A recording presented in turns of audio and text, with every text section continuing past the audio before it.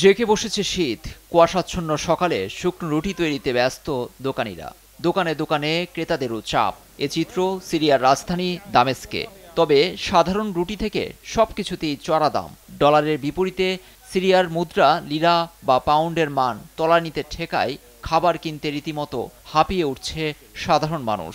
বাশার আল আসাদ সরকার পতনের পর সিরিয়ার এখন ভবিষ্যৎ কোন পথে, সেই প্রশ্ন অনেকের মনে। 2 কেজি টমেটো এবং 1 কেজি পেঁয়াজ লাগলে সেক্ষেত্রে একবেলা খাবারের জন্য আপনাকে গুনতে হবে 40 থেকে 50 হাজার পাউন্ড। সেক্ষেত্রে সবজির চেয়ে মাংস কেনা উচিত। আমি বেসরকারি জায়গায় কাজ করি, তাই রুটি কিনতে পারছি, কিন্তু যারা গ্রামে আছেন তাদের চাকরির সুযোগ নেই।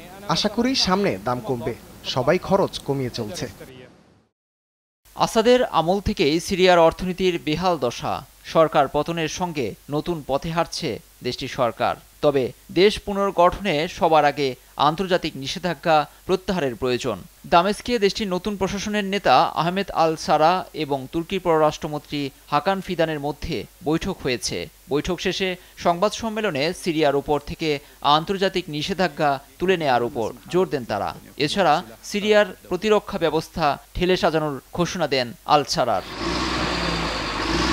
এদিকে আন্তর্জাতিক আইন তোয়াক্কা না করে সিরিয়ার গোলান মালভূমির বাফার জোনে আরও ইসরায়েলের সশস্ত্র সেনার বহর ঢুকতে দেখা গেছে। রোববার সেখানে প্রবেশের সময় বিজয়ের চিহ্ন দেখায় সেনারা। এ অঞ্চলে ইসরায়েলের সামরিক তৎপরতায় উত্তেজনা বাড়তে পারে এমন উদ্বেগ প্রকাশ করেছে জাতিসংঘ। ফলে শান্তিরক্ষী মিশনের কার্যক্রম আরও 6 মাস বৃদ্ধি করার পরও আগ্রাসন চালাচ্ছে নেতানিয়াহু প্রশাসন। লুৎফর কবির, নিউজ ডেস্ক, দেশ টিভি।